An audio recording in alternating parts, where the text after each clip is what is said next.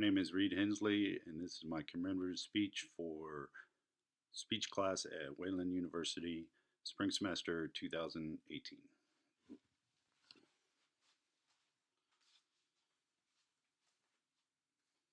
I'd like to thank everybody for coming in this evening.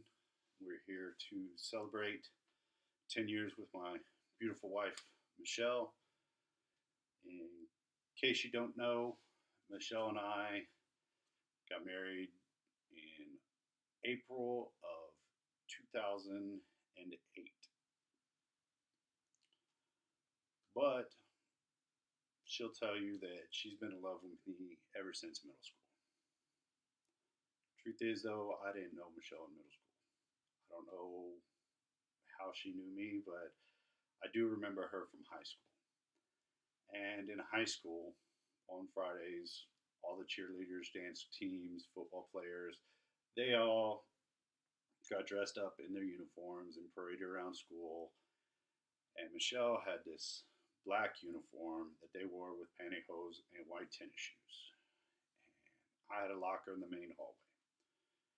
And every football game Friday, she would walk by my locker wearing that uniform. And besides the fact that her uniform had her name on the back of it, she also had a small mole on the back of her left knee. And, some people say that's weird that I noticed that, but I think I've always been a little attentive to detail. But that's how I knew that was Michelle, because she would walk by, she wouldn't say anything, but they'd be in a group of friends. And even if I couldn't see the name on the back of her uniform because of her long hair, I knew it was her because of that mole. And I always thought to myself, that was a cute girl. If I ever could get up the courage, I'd ask her out. Well, I never got up the courage, and we never went out in high school. So that was the end of that. Fast forward throughout the years, I get out of the Marine Corps, and I'm hanging out at a bar with a buddy of mine. Go up and ask a friend from high school if she'd like to dance, show off my skills for the other girls. She tells me no, which I was kind of taken aback, but she told me no. She told me to dance with this friend of hers, and lo and behold, it's Michelle. So Michelle and I go out and dance a couple dances. End of the night comes. I ask her if I can take her out to dinner sometime. She tells me no. She's got a boyfriend. So she goes her way, I go my way, and that's the end of it for a while. Uh, Come back, I don't know how much longer, month, two maybe. I guess things didn't work out with her boyfriend, and say hello to a friend of mine at a bar, and she tells me, sit right here and wait. So I sit down because my boss is there. It's her dad.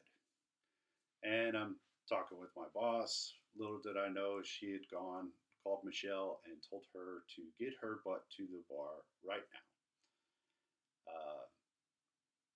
I don't know if those were the exact words, but it sounds good. So Michelle shows up. We end up hanging out, dance the night away, ask her out again, and she says yes. So we start going out at that time. Things are going great. I got to go out of town for work. Ask her if she could take care of my dog for me while we're gone, and she says sure. So come back from my work thing, and half my furniture's gone. And there's a bunch of strange stuff in my apartment. Well, come to find out, Michelle had moved herself in. I was a little taken back at the time. Just asked her to watch my dog, and this girl moves in. But it worked out great, and we've been together ever since. If you don't know how we got engaged, I was a groomsman in a buddy's wedding. We went to Vegas. I had already cleared it with him and his wife that I was going to propose. They were okay with it. They wanted to be helpful and participate. So we worked it out. Had our first big dinner. Come outside. We're watching the fountain show at the Bellagio. And I have the ring in my pocket. We're posing for a picture, and I pull out the ring and propose to Michelle. And she thought I was doing something goofy for the picture, didn't believe it was really happening. But eventually she said yes, and here we are 10 years later. She has given me two of the most wonderful kids in the world, my son Colton, my daughter Ava, and I know I'm not always the best husband. I'm cranky, I'm irritable, I'm a pain in the butt, but she sticks with me through the whole thing, and we seem to be doing well. Uh, I hope that I treat you well, Michelle. I can only assume I am because you're still here. If I wasn't, I think you would have stabbed me by now. But I look forward to many more years coming down the road, and I hope you do as well. I know I joke with you, tell you I'm going to trade you in when you turn 40 for two 20-year-olds, but we all know that's a joke. I don't really know what to do with two 20-year-olds. I didn't know back then, and I still don't. So, thankfully, Michelle's here to keep me under wraps. And, you know, there's a song out right now on the country stations that say, I was what she wanted, and she was what I needed. And I think that could be no more true than what we have.